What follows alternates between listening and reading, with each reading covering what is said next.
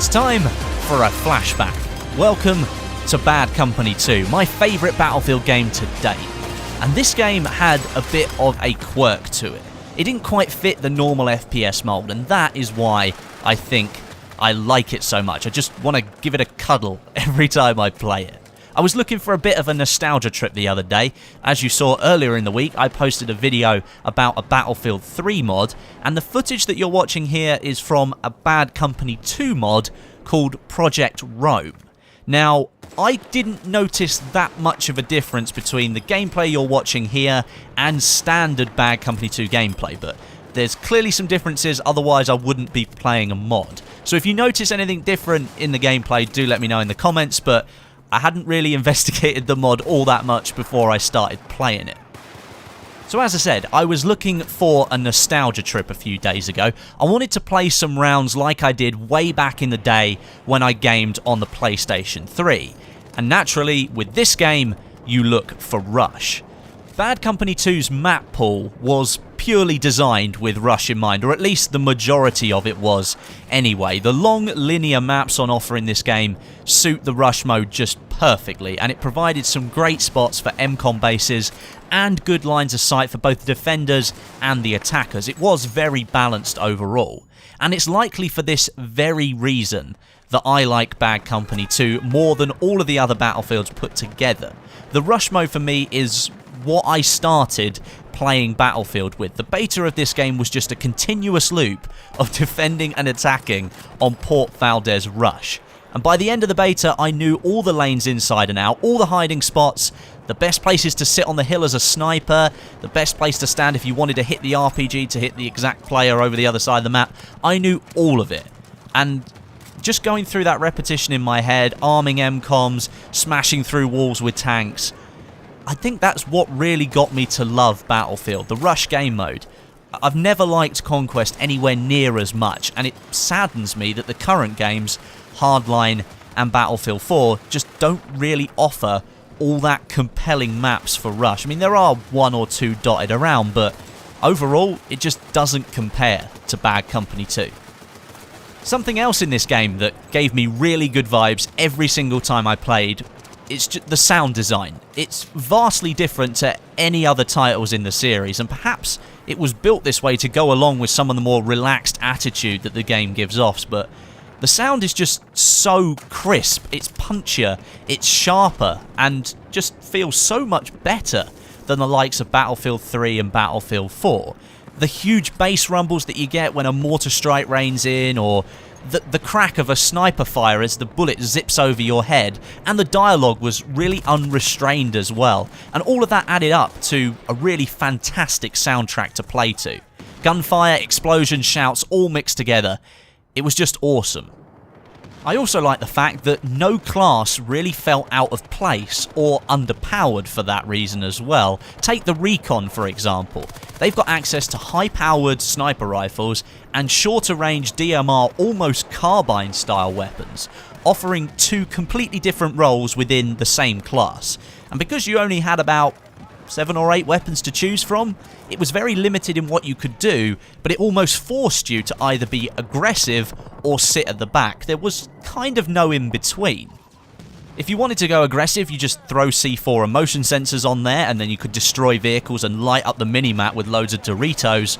Or if you did want to sit at the back of the map as a proper sniper, you could take the mortar strike, which was great for rooting out other campers, even though it was likely that you were camping as well. The engineer had the really stupidly powerful Carl Gustav, along with the really quite cool wrench to repair vehicles instead of like a bottle of paraffin that you get in Battlefield 3 and Battlefield 4. I really liked the wrench in Bad Company 2. There's an assignment that you can do, and it's called the Dentist, and you have to get a few kills using the wrench. And the first time that I did that on the PlayStation 3, I was just like, that's such a perfect assignment to do, and it was a really brutal weapon to use. I mean, it's not as brutal in game, obviously, but it sounds really cool. Just stick a wrench into someone's head and kill them. Then you've got, like, a true medic. He is the support soldier, but he doesn't have ammo. He has the defibrillators and the med pack instead. And I always felt that health and revives is much more of a support role than ammunition on the front line. So That kind of fits much, much more for me. They had access to LMGs, which are always down for suppressive fire. They're not meant to be used at 5 feet away and take people out, so you've got a bit of distance there, which I think works for the class. And then you come to the final one, which is the Assault class, and they're reduced to just having M320s and the ammunition. And they're doing what they're supposed to do, which is being on the front lines and smashing through anything they really wanted to be able to get to the objective with their M320 grenade launcher. All of the classes in this game just felt really well balanced and almost perfect. They weren't quite perfect, but in my opinion were probably the best way to line up 4 classes in a Battlefield game. Something else as well that I just mentioned actually, destruction. Nearly everything in this game is destructible. I would probably say about 90% of the buildings in this game you could raze to the ground if you wanted to. And it wasn't hard to know which buildings or which walls you could smash through, because there was always that conveniently placed fuel cell right next to the side of the house. So you knew if you fired a few bullets at it, you'd take out half of the house. There was none of this levolution, as it's been called in the last couple of Battlefield games. I've never really liked the idea of levolution, these scripted events that you have to coordinate and push certain buttons, or maybe hit a wall a few too many times before it'll come crashing down. No, it was all spontaneous in Bad Company 2. I mean, during games of Rush through urban locations like the town on Arica Harbour, most of the houses on the left-hand side of the main road, you could actually destroy them. And the majority of the time, you and your friends were probably using it as cover, and the enemy team were bound to take you out. And destruction in this game wasn't just an option, it was almost necessary. I mean, MCOMs would be placed on the second floor of buildings, and if the whole enemy team were in that house, it was also very lucrative to do it, but you could take out the whole building and the MCOM would come crashing down, which kind of gave an all-new meaning on how to play the objective, because you didn't need to be right next to it to capture it, you could just take out the whole house instead. Plus, this game had the best DLC ever for a Battlefield game, Bad Company 2 Vietnam. And it never really felt like this DLC had been planned to be part of the game at all. I mean, most of Battlefield Bad Company 2's map packs on PC were free, but you had to pay for Vietnam, so you knew this was a proper expansion. Back in those days, you didn't really have to pay for DLC all that much, how times have changed, but it felt very separate to the main game, and it had its own cool identity. If there was ever a reason that people thought Battlefield Hardline should have been just DLC, then BC2 Vietnam is that reason. It gives you a whole new UI, new assets, new guns, vehicles, and 5 maps, but you could tell that it'd been based on the same engine as the main game had. It just offered so much more than all the other DLCs. Isn't that exactly what Hardline was? Although, to be fair, Vietnam was maybe 500 or 600 times better than Hardline overall, just simply because it was part of Bad Company 2, and no one really expected it to come along at all.